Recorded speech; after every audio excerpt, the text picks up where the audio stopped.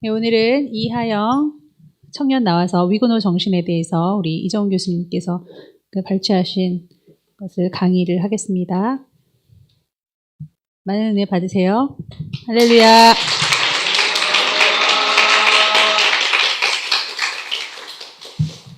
할렐루야. 뒤에서 열심히 뛰며 찬양하고 나오니까 숨이 너무 차가지고 먼저 말씀부터 읽으시겠습니다. 말씀은 마태복음 5장 10절입니다. 화면에 나오니까요. 함께 봉독하시겠습니다.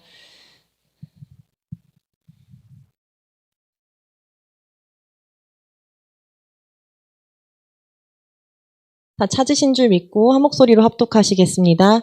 의를 위하여 핍박을 받은 자는 복이 있나니 천국이 그들의 것임이라. 아멘. 잠시 기도하시겠습니다. 하나님 아버지 참 감사합니다. 주님, 우리 신앙의 본질, 말씀으로 돌아가자는 하나님을 아버지 한 분이신 왕으로 또한 한 분이신 주로 섬기며 예수 그리스도의 그 십자가의 보혈을 의지하여 아버지 신앙하는 아버지 그것만을 믿는 아버지 그 신앙의 본질에 대하여 이야기하려고 합니다. 아버지 그러나 저는 아버지 가장 악한 자요, 하나님을 부인했던 자요, 또한 아버지 주님 계시기는 하느냐고, 주님 저를 사랑하시기는 하느냐고 아버지 건방지게 주님께 따져 물었던 자입니다. 아버지 자격도 없고 죄인 중에 괴수이며 주님 이렇게 이야기할 만한 아버지 자격이 너무나도 없지만 떨리고 순종하는 마음으로 주님 이 자리에 섰사오니 십자가에 저의 모습 가리워 주시고 오직 하나님만 영광 받아 주시옵소서. 예수님의 이름으로 기도드립니다. 아멘. 오늘 종교개혁과 위그노의 삶, 위그노 정신에 대해서 발표할 텐데요. 막스 베버가 1905년에 프로테스탄트 윤리와 자본주의 정신이라는 자신의 저서에서 왜 특정 지역에만 근대적인 형태의 자본주의가 빠르게 발전했는가라는 질문을 가지고 이제 연구를 하기 시작해요.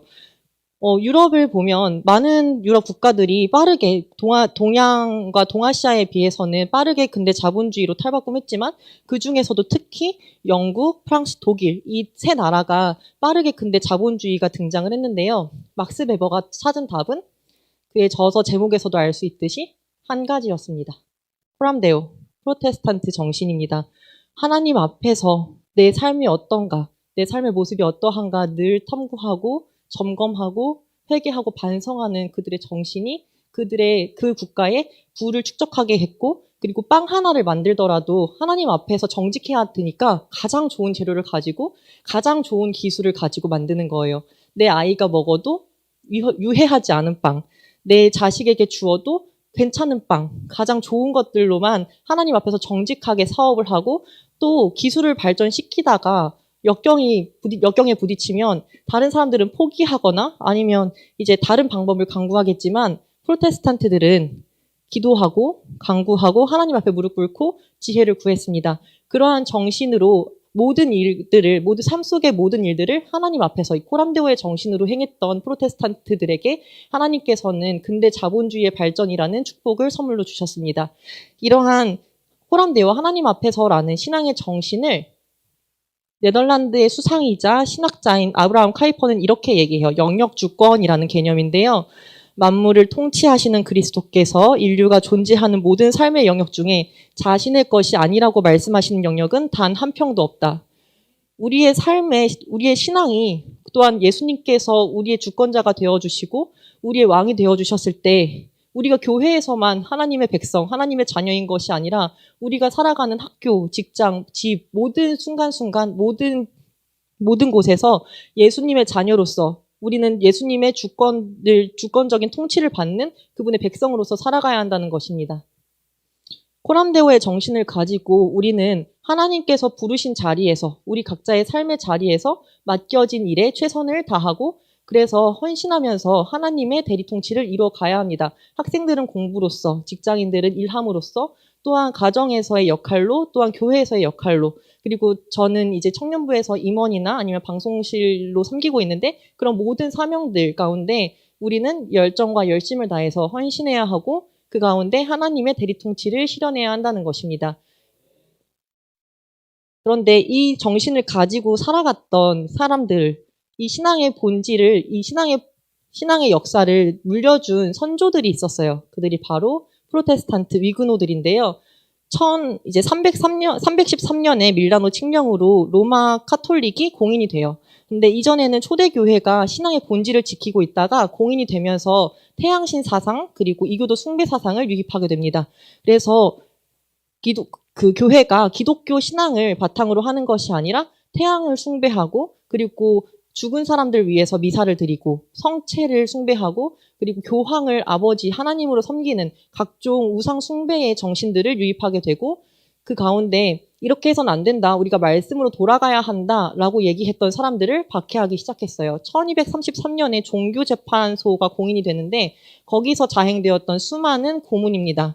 교황이 직접 이단들, 그러니까 교황의 권위에 반대하고 카톨릭 교리에 반대하는 사람들은 고문을 자행해도 좋다. 잔인한 고문을 행해서 짓밟아도 좋다라고 직접 얘기해요. 그렇게 해서 행해진 고문들이 다음과 같습니다. 아이언 메이든이라는 저거는 저 철 갑옷 안에 송곳이 돋아 있어요. 그래서 저 안에 사람을 가둡니다. 이렇게 살에 그 모든 송곳들이 찔리겠죠. 그리고 도르래에 사람을 달았다가 떨어뜨리기도 하고 그리고 뾰족한 의자에 사람을 앉혀놓고 불로 달구기도 하고 각종 고문들로 정말로 신앙을 지켜야 한다. 우리가 말씀을 지켜야 한다라고 얘기했던 사람들을 고문하고 박해하기 시작합니다. 카톨릭 교회의 범죄는 정말 극에 달해서 가장 극심했던 때 얘기를 해보자면 면죄부 판매가 있는데요. 성경에는 우리가 어떻게 구원을 받는다고 나와 있죠? 예수 그리스도를 믿음으로써 구원을 받고 우리가 회개함으로써 구원을 받는다고 나와 있는데 교황은 그리고 카톨릭 교회는 면죄부를 돈을 주고 사면 이제 구원을 받는다고 얘기합니다. 이제 이 면죄부를 사면 그 헌금 궤 속에 돈이 쩔렁하고 떨어지는 소리가 나면 내 영혼뿐만이 아니라 이미 연옥에 가 있는 내 친척, 내 가족, 내 친구들의 영혼까지도 구원을 받는다고 얘기해요. 근데 돈을 주고 구원을 사는 것이 너무나도 비성경적이고 진리에 위배되는 것인데 이들은 이 당시에 카톨릭 교회가 십자군 전쟁을 하고 있었어요. 그 전쟁 자금을 마련하기 위해서 그리고 교황의 각종 사치와 향락을 하기 위한 교회의 재정을 충당하기 위해서 면죄부를 판매합니다. 이러한 범죄가 극에 달했을 때 1500년대인데요. 루터가 95개조 반박문을 비르텐베르크 대학 교회 정문 앞에 붙여요. 이것은 회개함으로써만 우리가 구원을 받을 수 있고 오직 예수 그리스도만이 구원의 열쇠이다 라는 골자의 내용인데 이것이 종교개혁의 시발점이 됩니다. 이 마르틴 루터의 95개조 반박문을 시작으로 해서 총 16개 국가 48개 도시에서 많은 종교 지도자들이 우리가 말씀으로 돌아가야 한다. 우리가 성경으로 돌아가야 한다라는 그런 핵심 교리를 가지고 종교 개혁을 시작하는데요. 이들이 얘기했던 5가지 종교 개혁의 핵심 교리는 오직 말씀, 오직 믿음, 오직 은혜, 오직 그리스도, 그리고 오직 하나님께 영광. 이 중에서도 오직 말씀을 가지고 이제 많은 국가에서 종교 개혁이 일어나게 됩니다. 이들이 얘기했던 오직 말씀은 하나님만이 우리의 창조주이시고 우리의 주권자이시고 예수 그리스도의 십자가의 보혈로 우리가 죄악된 인간들이 구원을 얻었고 그분을 믿는 것만이 우리가 구원받을 수 있는 유일한 길이다라는 것이었고 우리가 우리 삶에서 우리 말씀을 지키면서 실천하면서 살아가야 한다라는 것이었어요.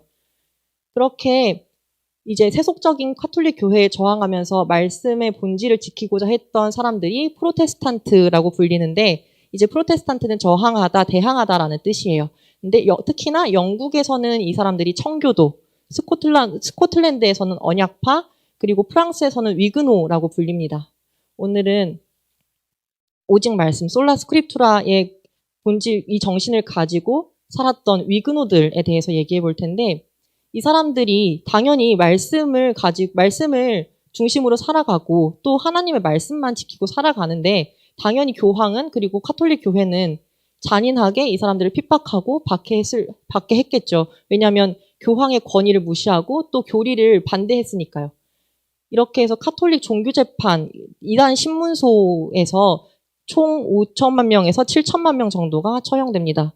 이 사람들은 어떤 죄를 지었냐면요. 왜 이단이 되었냐면 성경을 소지했거나 말씀을 읽었거나 아니면 말씀을 전했거나 평신도의 입장에서 사제가 아닌데 말씀을 전하면 이단이 되는 거예요. 우리 여기 있는 사람 모두 이단입니다. 당시에는 다 죽었어야 하는 사람들이에요. 5천만 명에서 7천만 명 정도가 죽었는데 당연히 무고한 사람들이 죽었고 그중에는 말씀을 지키려고 신앙을 지키려고 했던 사람들이 다수 포함되어 있었습니다. 특히 위그노들의 경우에 상황이 좀 많이 심각했는데 프랑스가 당시 카톨릭 국가였어요. 근데 1562년에 이 카톨릭 군대에서 바시라는 도시에 어떤 창고에 모여서 이 말씀을 지키면서 살아가는 사람들이 예배를 드리고 있었는데 이 창고를 급습해서 70명을 죽이고 100명을 부상 입힙니다. 그저 학살하고 왜냐하면 자기네들의 교리를 지키지 않고 말씀을 읽었다는 이유로 예배를 드렸다는 이유로 학살합니다. 1572년에는 이게 바돌롬의 축일 대학살이라는 사건인데요. 이 당시에 이 위그노들과 카톨릭이 화해를 하자고 카톨릭에서 먼저 제안을 해서 그 위그노 계열의 왕자와 카톨릭 계열의 이제 왕의 누이를 결혼을 시키자고 해요. 근데 이렇게 결혼을 함으로써 화해를 하자라고 얘기하는데 이거를 빌미로 속여서 이 잔치에 나온 모든 위그노들을 죽입니다. 3달 동안. 이 당시에 약 5만 명에서 7만 명 정도가 죽었다고 해요. 하나님을 믿는다는 이유만으로 죽었습니다.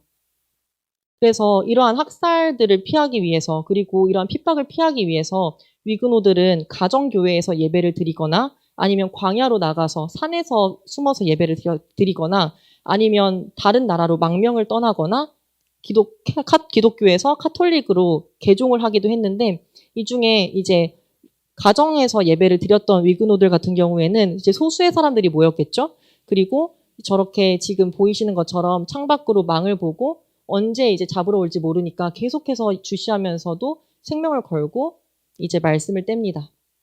그리고 많은 사람들이 모였을 때는 산에서 모여요. 이제 프랑스 남부에 가면 엄청나게 험준한 산악 지형이 있는데 거기는 이제 돌밭이고 이제 돌산이에요. 그 광야에서 사람들이 모이기 시작합니다. 보시면 이 계곡에서 사람들이 예배를 드리는 모습을 담은 건데 중간 아래쪽에 보시면 저게 강대상이고요. 절벽에 보면 우산을 쓴 사람들이 있어요. 이 우산을 쓴 사람들은 망을 보고 있는 거예요.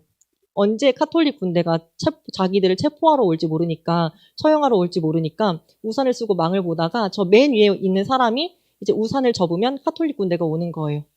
그리고 저 맨 위에 사람이 우산을 접으면 아래에 있는 사람이 따라서 우산을 접고 이 사람들이 이제 강대상을 접어서 숨기고 이제 말씀을 전했던 설교자를 데리고 숨고 사람들은 흩어지고 그렇게 숨어가면서 이제 말씀을 듣기 위해서 모였던 겁니다. 광야 박물관이라는 곳이 있어요. 아까 험준한 산악지형에서 이 사람들이 숨어서 예배를 드렸다고 했잖아요. 이제 1500년대에 위그노들이 예배를 드렸던 당시 그 지역에 광야 박물관이라는 것이 세워졌는데 이 사람들이 당시에 어떻게 예배를 드렸는지 그 유물과 모습들이 전시되어 있습니다.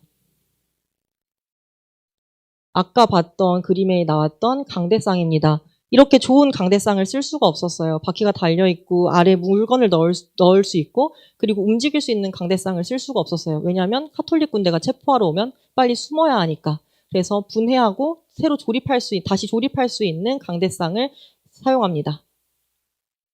이건 메로라는 건데요. 이제 성만찬 토큰이라고도 해요.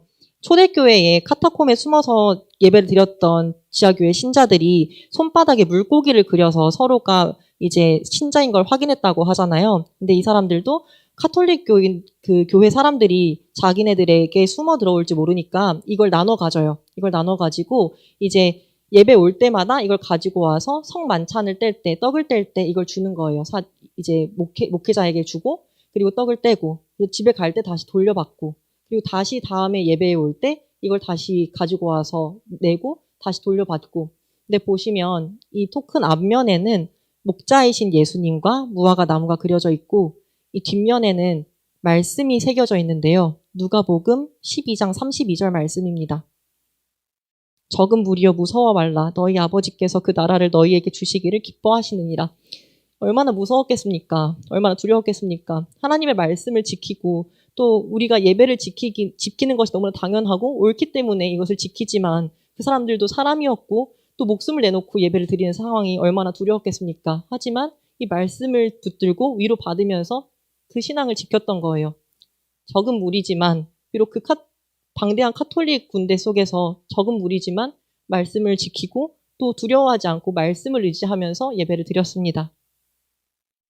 똑진머리 성경이라는 것이 있습니다. 아주 지금 제가 가지고 나와 있는 이 노트 반 정도밖에 안 되는 작은 성경인데요. 접으면 이거에 한 반의 반 정도밖에 안 될 거예요.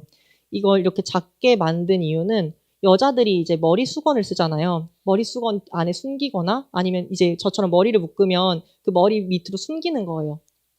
머리 밑에 숨겨서 이제 걸리거나 아니면 체포가 됐을 때 말씀을 빼앗기지 않도록 숨겨가면서 말씀을 읽고 묵상했습니다. 그럼에도 불구하고 체포되고 처형되었던 설교자와 목회자들, 위그노의 남자들은 처형되거나 노예로 팔려갔대요.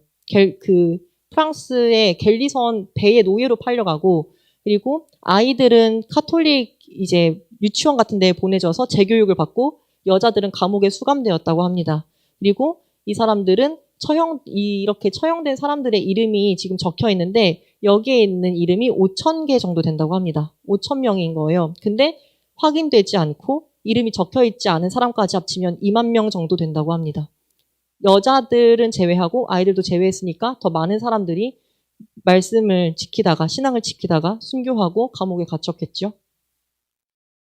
이게 그 남자들이 끌려갔던 배예요. 갤리선이라고 하는데 배의 가장 밑바닥에서 노를 졌습니다.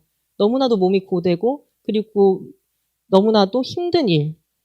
이제 이따가 얘기할 존 녹스도 1년 9개월 동안 이 배에서 노를 졌는데요. 이 갤리선에서 내릴 수 있는 방법이 두 가지라고 합니다. 바다에 빠져 죽든지 아니면 몸이 힘들어서 죽든지 두 가지 방법 말고는 없다고 할 정도로 너무나도 힘든 일들을 시켰던 거예요.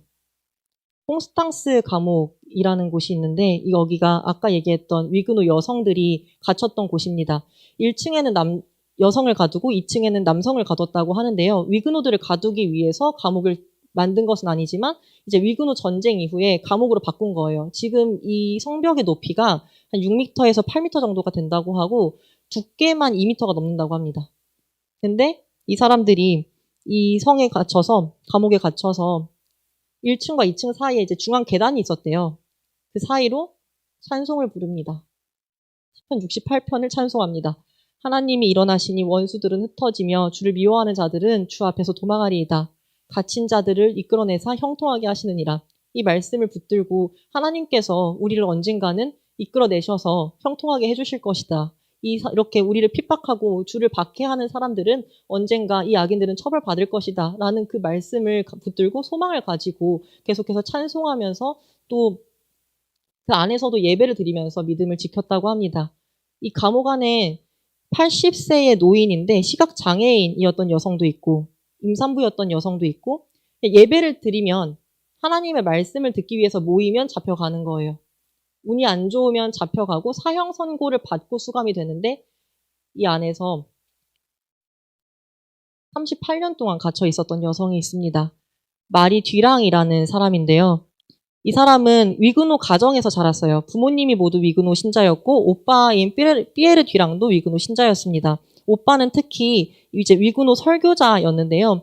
이 오빠도 처형당하고 오빠는 공개 처형을 당했다고 해요. 그리고 부모님도 이제 예배를 드리다가 체포되어서 17년간 감옥에서 수감 생활을 하다가 순교하고 이 여성도 예배에 참석했다는 이유로 38년간 수감되는데 이 사람이 1711년생이잖아요.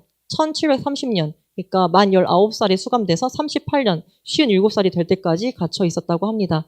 이 사람이 자신의 집을 광야 시대에 예배 장소로 제공하고 그리고 말씀을 이제 떼기 위해서 장소를 제공했는데 그것이 빌미가 되어서 체포가 되었고 이 사람이 38년 동안 갇혀 있으면서 그 안에서 예배를 이제 인도하고 말씀을 전하면서 같이 신앙생활의 지도자 역할을 했다고 해요. 그리고 이걸 남겼습니다. 그 감옥 바닥에 머리핀으로 새겨져 있는 문구인데요. 잘 안 보이시죠?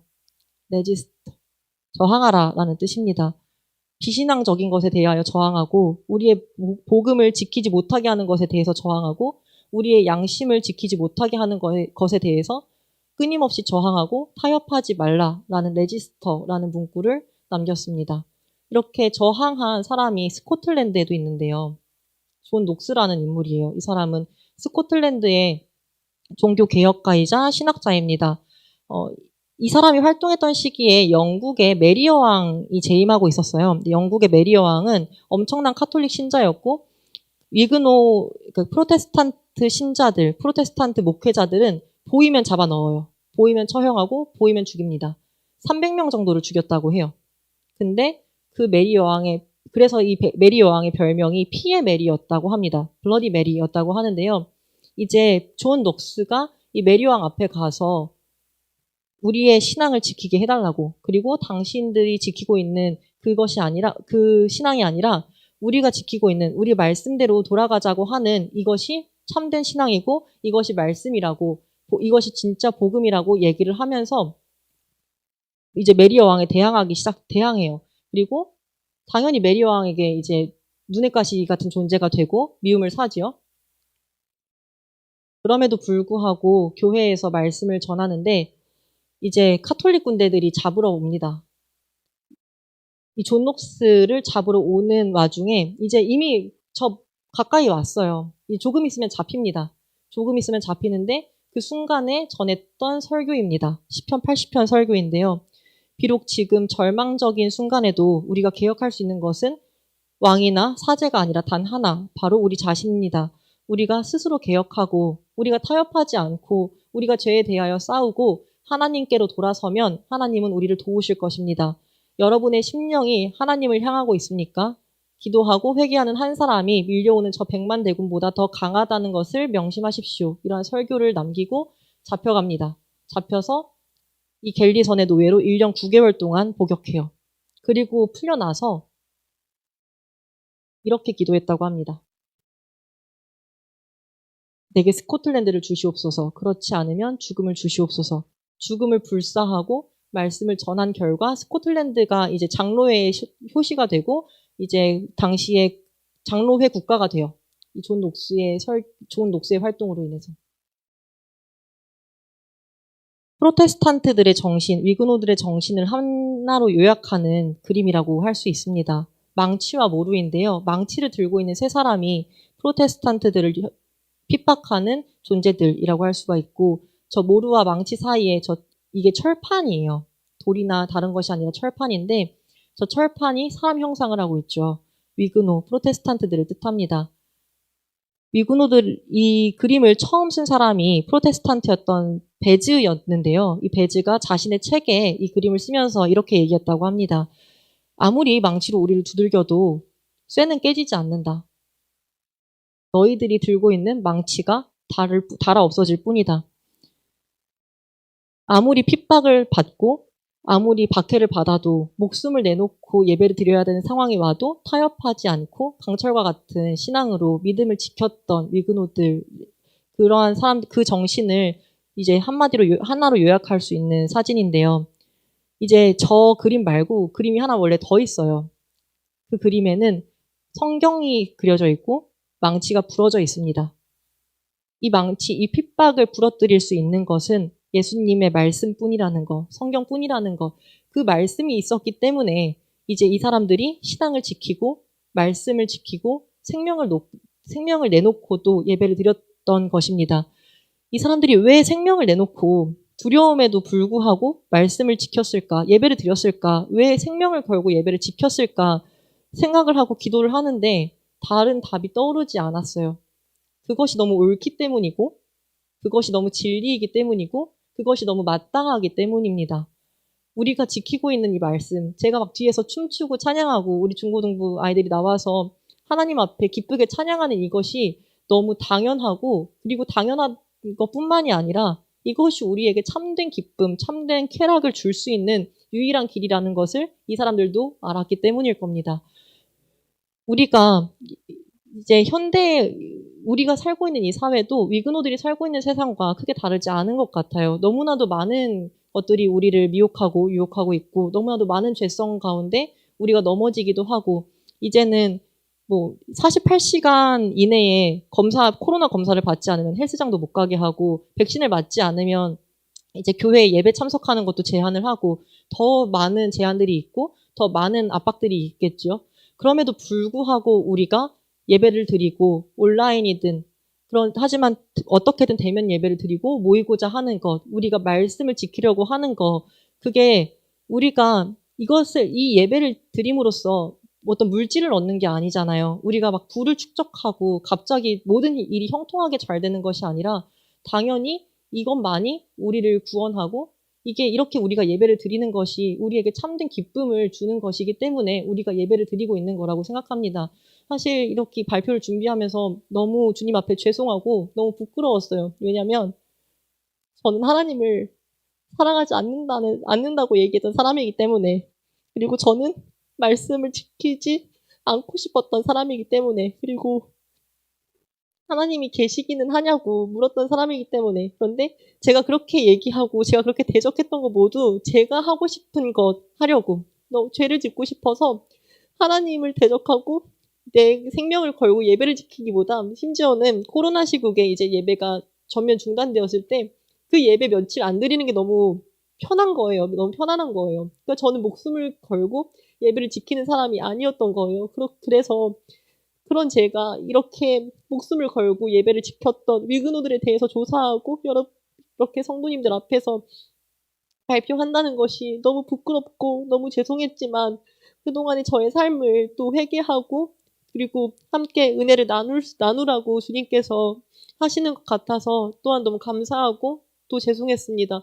이렇게 이 예배, 우리가 드리고 있는 이 예배, 그리고 우리가 지키고 있는 이 신앙, 마지막 때까지 잃지 않으시고 어떠한 핍박과 박해 가운데에서도 우리가 이 믿음 지키고 주님 나라 갈 때까지 싸워 나갈 거잖아요. 그리고 우리를 죄에 대하여 계속해서 대항하고 저항하고.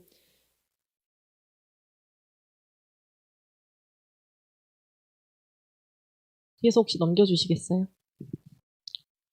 그런 우리가 붙들고 나아가야 할 것은 말씀밖에 없는 줄 압니다.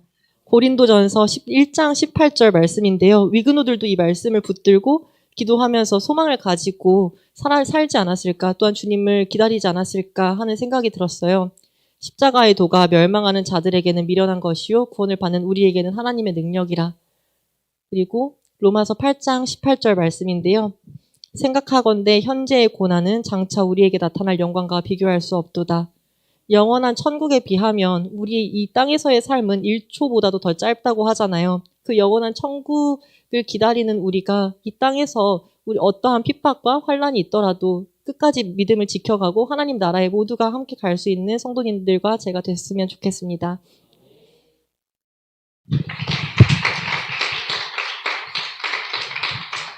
네, 고린도전서 1장 18절은 제가 정말 좋아하는 구절이기도 합니다. 십자가의 도가 멸망받을 자들에게는 굉장히 미련해 보이겠죠. 근데 우리는 하나님의 능력이 되는 줄로 믿습니다. 우리가 죽음 앞에서도 당당할 수 있는 이유, 죽이는 자들을 사랑할 수 있는 이유입니다. 우리가 사랑 못할 존재는 딱 하나밖에 없어요. 마귀 외에는 우리가 다 사랑해야 될 줄 믿습니다. 이정훈 교수님께서 그 막스 베버라든지 존 녹스에 대해서 굉장히 말씀을 많이 하세요. 이 사람이 크리스찬들을 박해하려고 그 법을 이렇게 하나 만들었죠. 그 공적인 장소에서는 예수님이라든지 하나님 이런 거 말하지 않는 걸로 해가지고 Jesus loves you 이런 거 있잖아요. 하이웨이 가다 보면은 간판이 있단 말이에요. 이런 거를 내리자 하는 법안을 발의했다가 성경을 보고 하나님을 만난 겁니다. 여기 뭐 그런 친구가 또 있지만은 성경을 보고 하나님을 만나는데 성경을 안 읽어야 되는데 왜 읽을 수밖에 없냐면 법 철학을 했기 때문에 제일 문제가 되는 이 우리가 법을 만드는 거에 있어서 국민들이 다 이 법을 깨갱깽하고 따라와야 되는데 제일 골치 아픈 사람들이 기독교인들이었단 말이에요. 적을 알고 나를 알아야지 백전백승이라서 CTS 열심히 보고 성경책 열심히. 근데 그렇게 되면 어떻게 되죠? 은혜를 받잖아요. 그래 은혜를 받아버린 거예요. 그래서 은혜도 받으면서 10가지 받아버려가지고 연구를 했는데 바로 전 세계 프로테스탄트들을 본 겁니다. 그 아예 지하에 철창을 열고서 사람들을 가두고 물을 끌어들여요. 강물이라든지 바닷물이라든지 그렇게 해서 죽어가는데 찬송을 하고 죽었고 막 예쁘게 죽고 서로 사랑하면서 죽고 난리가 났습니다. 막 화영식 그 바깥에서 불태워져 당하면서도 그렇게 주님을 찾고 그 아름다운 모습으로 죽고요. 화영식 바깥에서 하면요. 먼저 가스로 먼저 질식을 해야 되는데 살끝 하나, 머리 끝 하나 타는까 다 느끼고 죽는데요. 정말 고통스럽다고 합니다. 그런데 주를 위해서 죽는 모습이 이 하나뿐이라는 게 안타깝다는 식으로 막 찬양하면서 그 꼬챙이 위에 올라가서 그 무게로 인해서 점점 찢겨지면서 죽는데도 사랑한다고 말하고 특히나 프랑스의 위고노들은 정말 절망적이죠. 그럼에도 불구하고 왜 이러지? 뭐 기독교 왜 이런 거야? 거기서 이제 열이 받아버리는데 눈물까지 함께 나오는. 그래서 이거 진짜 뭐가 있다. 그래서 하나님을 만난 그런 케이스입니다.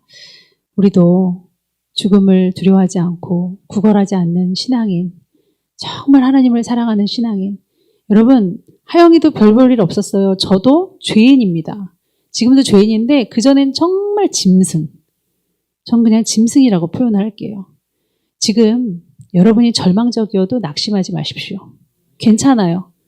그리고 도움을 받아야 되고 아프고 힘든 사람들. 그리고 나는 왜 자꾸 세상이 좋을까? 온전하지 않은 것 같은 여러분들도 괜찮습니다. 여기 있잖아요. 하나님 씨는 왜 여기 있겠어요? 다른 데 가지? 희망이 있습니다. 조금만 참으세요. 나 자신을 좀 용서해 주세요.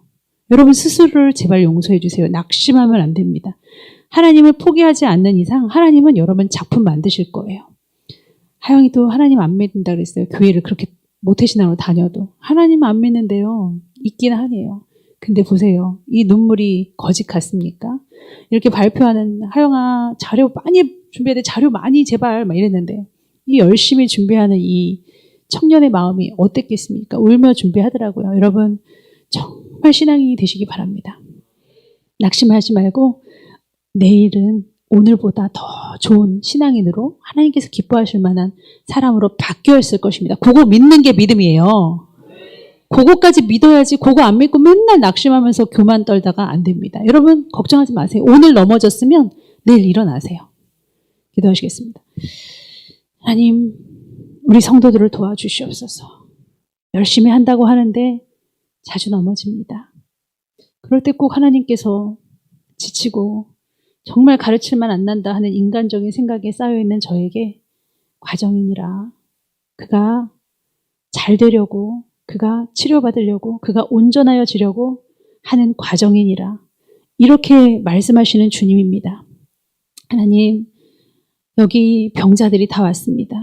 병자라게야 의원이 쓸 때 있죠. 우리 예수님 오늘 다 진찰하시고 약 처방하시고 안아주시고 할 수 있다고 하시는 줄 믿사오니 주님 손 붙들고 다시 파도 위를 걷는 믿음의 사람들 다 되게 하여 주시옵소서.